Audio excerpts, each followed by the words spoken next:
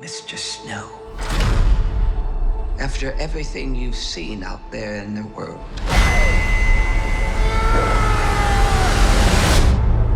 what are the Hunger Games for? Hunger Games: Ballad of Songbirds and Snakes is the prequel to the Hunger Games movies. It maintains the basic setup of teenagers being forced to compete in a fight to the death, but the twist here is that one of the mentors who's helping a teen is going to grow up to be the bad guy in the future movies. The central performances are nice, and I like the film's first part, but it transforms into a totally different movie in the final hour, and that left me a little cold.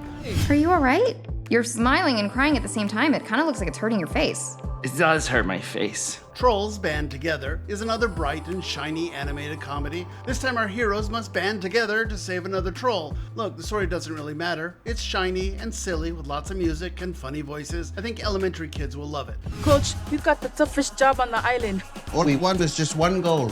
One goal. Next Goal Wins is the story of a soccer coach who's trying to help a team from American Samoa. It's a feel-good sports film that should appeal to the whole family, although I had hoped for something a little better from director Taika Waititi. Tomorrow's Thanksgiving, and I'm tired of pretending like everything is normal when it's not. Thanksgiving is a horror slasher film, and this time the killer dresses up like a pilgrim before carving up his victims. Like the trailer says, this time there will be no leftovers. Do you mind telling me what you're doing in my chimney? Can you see me? Dashing Through the Snow is a Disney family film where a man who hates Christmas finds Santa Claus stuck in his neighbor's chimney. He, his daughter, and Santa head off for a feel-good adventure and a quest to find the spirit of Christmas. This one's a lot of fun. So an epic demonstration at our nation's capital, organized in 8 weeks. Do this, Dr. King. Own your power. And finally, easily the best film out this week is Rustin, the Oscar-worthy biography of the man who helped plan the March on Washington in 1963. Rustin was pushed aside at the time because he was gay, but he's an important figure in the civil rights movement. Coleman Domingo stars and turns in a powerful performance here as the indomitable central figure, a fascinating character. You're relevant. It's Friday night. I've been called worse. And that's what's new this weekend at the movies. I'm Sean McBride, the movie guy. Look who just showed up out of nowhere. I don't know. Friday. It must be Friday. Must be the holidays. You must because not have anything else to do. No, really, exactly. So he just comes by. Sean McBride, the movie guy, is here this morning. What a surprise. Yeah. 30 years later. Exactly. Well, not quite that, but yeah. Almost. How many years now? I think we said 25. 25. So, yeah, that seems about right. I feel old. Oh, no. We're young. Okay. Still young. Let's do that. Young at heart. Anyway, but he's here this morning to talk about not one, not two, but 7 new films. Now, you didn't see them all, but aren't there 7 out this week? There are 7 new ones that we could talk about. A couple of them, there's a slasher film called Thanksgiving. I didn't get a chance to see that one. Okay. There is a film on Peacock called Please Don't Destroy the Treasure of Foggy Mountain. I actually watched about 30 minutes of that this morning. That was enough? Yeah, we don't need to talk more about that But so 5 films and 5 fairly notable films, and I said happy holidays because as far as Hollywood's concerned, it's holidays already here. Yeah. So I mean, in particular, we have a couple out this week that they expect to play from now all the way through Christmas. Oh wow, really? Yeah, exactly. That's a long release then. Well, I mean, you got lots of families looking for stuff to do, so they're hoping they'll go back to the theaters and see these. So. That's true. And a lot of people, it is kind of a family tradition. They have their turkey and then dressing and then go to the movies and enjoy something, right? So what will they have to enjoy this week? So I would say that the biggest one out this week has got to be the Hunger Games prequel. If you remember the Hunger Games from, I want to say 2012, make Jennifer Lawrence into a household star. Sure. And basically this is a prequel set 64 years before those movies. And the twist is that the good guy, the hero in this movie, is going to turn out to be the bad guy in the final films, right? President Snow, played by Donald Sutherland. Really? Well, this is him when he's a hot young thing and he means well and he's out there. He's got a brand new tribute in these games, played by Rachel Ziegler. If you remember the general setup is after a civil war, the capital puts on these fights to the death, and all the conquered territories, the districts, have to supply people, fodder that have to come in here and fight to the death for the TV audience and such. It's an interesting setup. This one, I got to tell you, that first. It's 2 hours and 37 minutes, another long one. I think that the first hour 45, which is the Hunger Games competition, I think that is very good. Every bit as good as those first movies. I think then it turns into a completely different movie, and they go out into District 12, and we see the seeds of why he starts to go bad, and I didn't care about any of that. And so I'm really torn on this because I love the first hour 45, and then it kind of falls off the tracks. Well, here's the bigger question. The bigger question is, will Hunger Games fans like this movie. Yeah, I'm kind of fascinated by that too, because I'm not sure there really are that many. I think it's kind of fallen out of the zeitgeist. In 2012, there were a lot of people that were there. Well, I will say that, but I would say this, they will be reawakened. I mean, that's kind of what happens. I think the Harry Potter fans kind of can disappear, you know, for a while. Yeah. And then, but when something resurfaces, it piques their interest and they want to know. Susan Collins, bank account manager, it really hopes they are reawakened here. I think, like I said, I think the first hour 45 is really good. If you're a fan of that series, you will like the beginning of this movie. I think they just pulled it. You know, they didn't want to split it into two movies, and normally I don't like splitting things up, but this is one that I kind of wish they had broken into two movies. Okay, but here's my second question to that is, and it's always the primary question I ask you, is it something I have to see in the theater? Yeah. This one has enough visual spectacle to it in the Hunger Games, and there's a lot of things. For example, I was looking at, there's an explosion that happens, and so there's a lot of visuals through dust, and I thought, oh, I wouldn't be able to see anything if I wasn't in the movie theater for this one. So yeah, go see this, it's aimed at girls, so teenage girls and moms will, I think, enjoy it. Like I say, I think it's a mixed bag, but I think it's a pretty good start to the holiday movie season. Okay, so there's one down, that's theaters only, I Theaters assume. only, correct. All right, so what's... Also theaters and also aimed at families this time. This is the new Trolls movie, and I don't know we really have to review Trolls. They are silly, they look funny, the funny voices. We always, you know, sparkle and glitter and pop, and it's, you know, it's Anna Kendrick and Justin Timberlake, and this time it's a little meta because it's the story. We find out there was a Trolls boy band group. Obviously, Justin Timberlake started off in a boys band here, and the band has to band together, have to come back together to save a fellow troll. It's a dumb plot, but you're not coming here for the plot. So. I've had grandkids, you know, that love these movies, and I've had others that don't like them at all.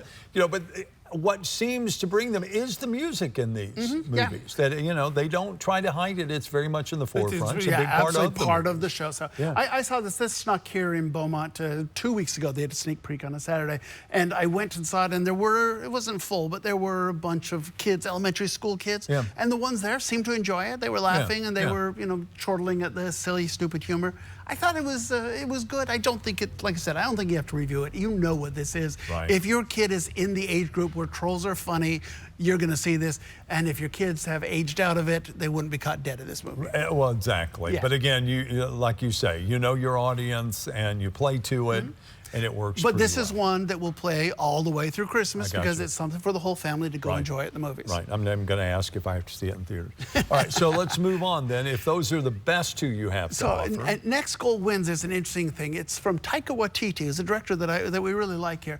Basically, it's a story about a guy. He's a manager of a soccer team. He's sent to American Samoa. This is a real story. The American Samoa national team had been beaten by Australia 31-0. I didn't know it was possible to score 31 goals. In soccer, that's, if you don't know, if you're not a fan, that's almost unheard of. Yeah. Anyway, he shows up and he has to whip the national team into shape here. So look, this is a sports movie, and sports movies are fun to watch. You always end up cheering for the underdog sports team. It's also a fish out of water story. So here's this guy in American Samoa having to learn new customs and deal with new people and the kind of characters that they are.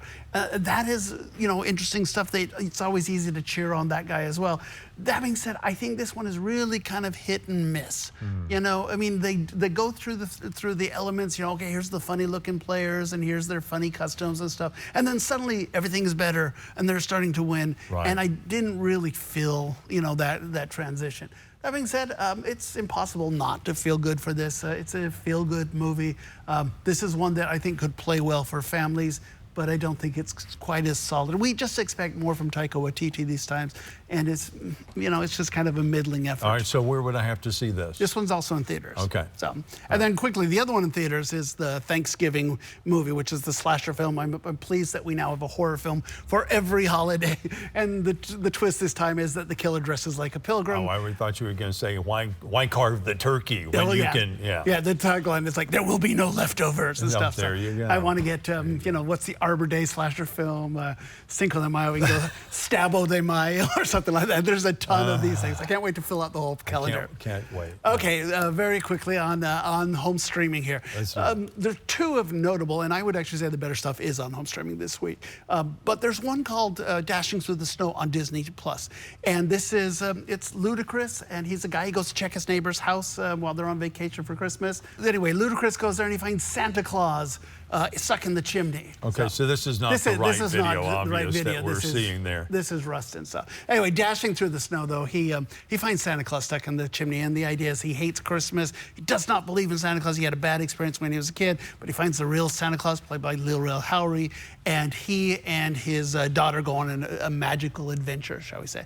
And it turns out that there's a congressman who's been embezzling funds, and Santa got his iPad because he thought the naughty and nice list was on that iPad. He got the one with the evidence against the congressman. I'm not sure that it's there, but look, it's not a great story, but it's a fun story, and it's nice, and it's got these weird bits of humor that pop up out of nowhere. They're talking about reindeer. Aren't they magical? They can fly. Oh, did you know they're also good at making pasta from scratch?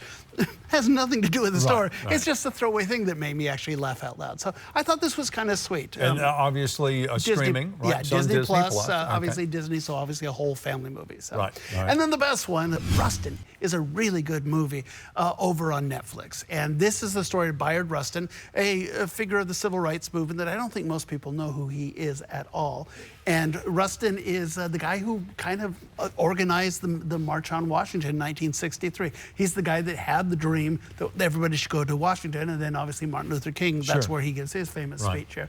It's fascinating because he was opposed by people within the civil rights movement because they were worried about him because he was an openly gay man, and they were afraid that his inclusion would derail the civil rights process. So he's kind of been forgotten. I ran into him in a history podcast, and it's like, this guy's amazing. Why have we never heard? Oh, that's why we never heard. That was too polarizing and too difficult of a subject here. It's Coleman Domingo giving a really good, fiery performance. And it's produced by these newbie producers. You may have heard of them. President Barack and Michelle Obama are the producers. There you go. And because of their inclusion, you have a really notable supporting cast. It's Audra McDonald, it's Chris Rock, it's Jeffrey I was going to say, didn't I see Chris Rock? Yeah, exactly. Yeah. Although, I think he's kind of miscast because you can never forget he's a comedian. He's playing a very serious role here. Right. But I think this is a really good performance in particular. I think it's a handsomely mounted film. And it's an interesting and important historical figure that we've been forgotten. I think Coleman Domingo is so good. He's so charismatic. It's interesting. It's one of those films that's not necessarily obsessed with trauma of racism. It's about optimism and hope for the future. In keeping with the I Have a Dream speech, it's kind of mirrors that. Right. I just think it's a really well done film. It's interesting. You were saying you like The Killer. We've had 3 weeks in a row with great films on Netflix. Naiad 2 weeks ago, The Killer last week. Right. Say good film, and then this one, the great film. So. Wow. All right. Are we done? Well, yeah, unless you want to go back in and yes, that's 7 movies. Okay. We got 5 more next week too. Oh wow. So okay, I get the first 2 were considered blockbusters, but a lot of people would kind of go, oh, really? What do we have to look forward to as we get into the holidays? So next Wednesday, we'll see a new Disney film called Wish. And by the way, if you can't wait till then, it's going to sneak here in Beaumont on Saturday. You can go see it then. Okay. We're also going to get to Napoleon, which is the big one from Napoleon. That a lot of people Ridley Scott's movie. Ridley Scott, sure. And then, then we're starting to get into the holidays. We'll have a Wonka film coming up pretty soon. Normally, the first week of December is a little slower because Thanksgiving, you have so many movies. Right. But we have some big films still coming up. Obviously, The Color Purple's the big one on Christmas Day. So. All right, all that. Yeah. Is it just me, or have we gotten to the point that instead of coming up with originals, we're back to remakes? The Color Purple, Wonka again. Yeah, exactly. Okay. Hollywood producers would rather do a sure thing, and they think they're a sure thing. Well, and, I guess they see a new audience turning over every 10, 15 years. Yeah, if you're a teenager, you may never have seen Charlie and the Chocolate Factory, and Wonka may be, wow, it's really interesting. Okay. So, plus Timothy Chalamet, I want to see that. Well, yeah, there's a name attached to it for sure that will draw some attention. All right, as always, Sean, thank you, sir. Sean McBride, the movie guy, drops by every Friday to talk about what's new in entertainment.